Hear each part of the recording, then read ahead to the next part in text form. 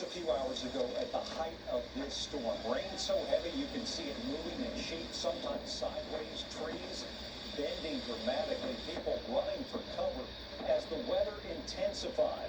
That bad weather began to the west. It roared quickly across northern Virginia, bringing large hail, heavy rain, and gusty, damaging winds to towns like Haymarket, South Riding, and Crystal City.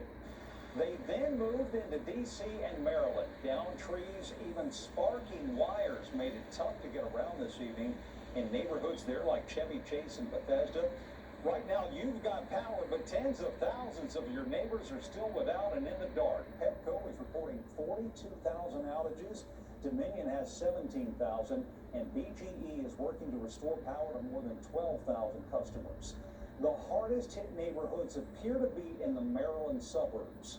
We're working for you tonight with live team coverage. We need to begin, though, in the storm center. Our meteorologist, Amelia Draper, has been all over it for hours this evening and is still tracking some lingering storms out there. Yeah, absolutely, Jim. Some heavy rain continues to fall south of the Washington area, where flood warnings and flash flood warnings are in effect through the overnight hours.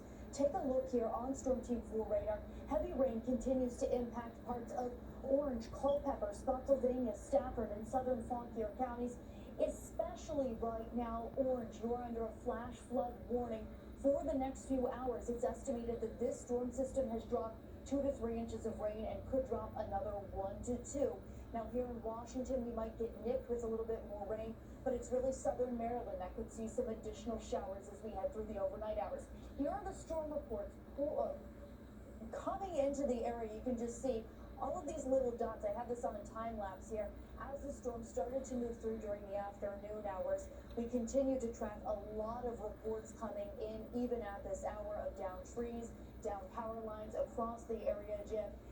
And then all of this made for a beautiful sunset out there tonight. So a wild day of weather for sure. Wild indeed. Amelia, we know summer weather here can be volatile, unpredictable too. Do we need to prepare for more storms later this week? Well, the good news is at least tomorrow there's only an isolated thunderstorm chance out there, and the risk for severe weather is lower all around across the eastern seaboard, and that's going to shift to our south. This area here in green, you can see the Carolinas down through Georgia. We could have an isolated thunderstorm or two, mainly overnight tomorrow, so I'm going to have much more on that coming up with future weather. Also taking a look at the weekend, where I do have some storms in the forecast. So again, a lot to talk about still, and I'll have my full forecast coming up in about 15 minutes. All right, we'll see you then, Amelia. Thank you. Our team coverage continues now. News Force Jackie Benson and Darcy Spencer. Darcy is in Oldie Forest, where dozens of people cannot go back into their homes tonight. But we want to begin with Jackie Benson. She's live in College Park, and Jackie spoke to a man whose house was split in half. Well, Jim, it's a mess here, an absolute mess. We're in a neighborhood called Lakeland. It is a few blocks from the University of Maryland, and the extent of the damage in this area is hard to describe.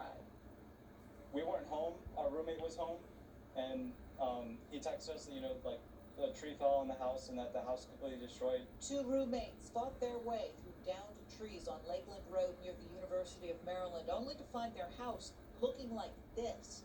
A 3rd roommate had been inside when a violent storm blew fast and hard into College Park, causing widespread damage. It didn't seem like it was going to be that bad. And then once I actually saw it, I didn't even have to see it yet, because driving into the neighborhood, all of the trees were falling down on the road. Dozens of downed trees and branches blocked numerous roads in an area east of Route 1 and west of the BW Parkway. They brought down power lines, leaving thousands in the dark. There were trees that we saw this evening on both sides of the BW Parkway.